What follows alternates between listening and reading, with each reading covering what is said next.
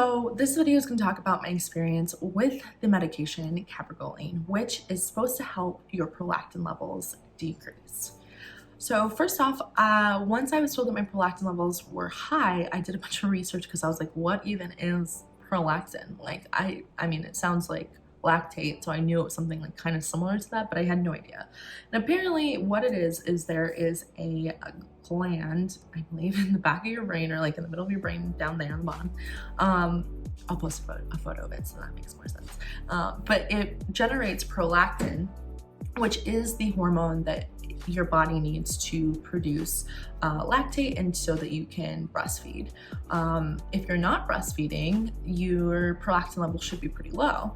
And I am not breastfeeding. I don't have any discharge from my breast or anything like that, so I wasn't expecting that to be an issue, but apparently it is just something that can happen. If your prolactin levels are super high, it can signify that you have a small brain tumor. And usually in that case, they make you have to go through an MRI to see if they can see that, and then you are treated with medication.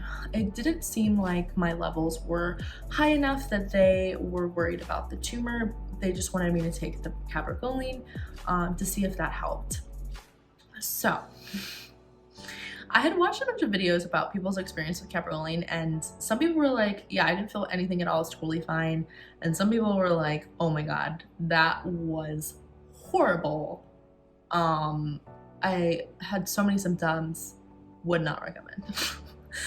So the range of reactions was pretty interesting for me, and I was like, oh God, like I've already said, like I react to medication pretty strongly, so I was a little worried about that, but kept my fingers crossed. So I took the Cabergoline. Well, first off, I had an issue with my pharmacy where they got the medication, but then didn't want to give it to me because there was discoloration in it. So apparently if you leave it out and it oxidizes, it can change colors, and like that's not to be alarmed. Like, don't be alarmed. It is something that can happen with the medication, but they didn't want to give it to me with it discolored. So I had to wait a couple days, and then I ended up getting it. So the first day that I took it, I had watched another video where someone else had mentioned that they didn't feel symptoms until like a couple hours after taking it. So in that video, she described that she took it at night thinking, or like right before she went to bed, thinking that she would like sleep through her symptoms and then it would be fine. But she actually, when she woke up about 6 hours later or so, she ended up feeling the symptoms at that point. So she was like, if you're gonna take it, try to time it like that. So I usually go to bed around 2 o'clock-ish. So I decided that I was gonna take it around like 6, 7, so then hopefully a couple hours in, then maybe I'd start to feel it, and by the time I'd be asleep. That said, I didn't feel anything the first day that I took it. I took it, it was totally fine, didn't feel anything at all. It wasn't until about 2 or 3 days later that I got so nauseous, really, really nauseous. And I just felt super dizzy and kind of out of breath, but it was still tolerable. Like it wasn't that bad, but it definitely was a symptom for sure. The other thing, and I've mentioned this in some of my other videos, I am seeing an acupuncturist, and I think that going to her and getting treatment has helped me and my body in the way that it reacts to medication. So I do think that that was a little bit suppressed.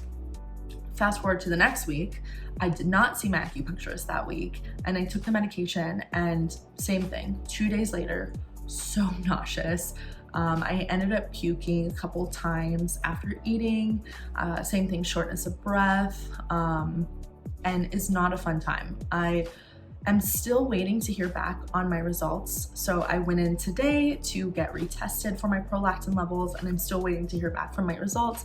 But I just want to say that I really, really, really hope that I don't have to keep taking this medication, because it has made me more sick than any other medication that I've taken for fertility treatment. That said, I know that it's gonna be a difficult journey, so if I have to take it, I will, but I hope that I do not have to keep taking it. I'm a little nervous, but because I haven't got my results back, that it is not gonna be a good thing, because usually I do get them back by like 1 o'clock, and it's almost 3 now, so maybe the doctor's out, maybe I won't get them until tomorrow, but it is making me a little bit anxious.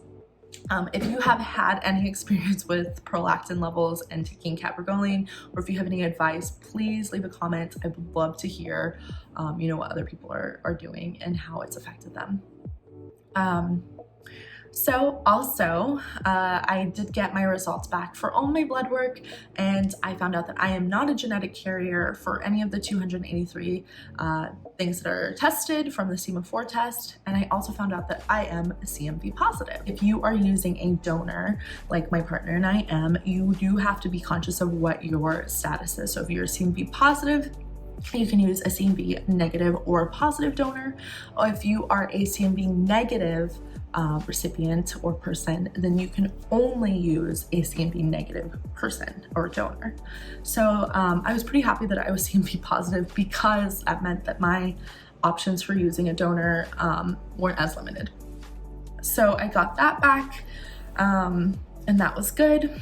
And then the other thing that happened during this time of me taking the Cabergoline was I did also get an HSG test. And this test is where they put dye in your uterus to see if your tubes are open. So follow my next video if you want to hear about my HSG test experience. Bye.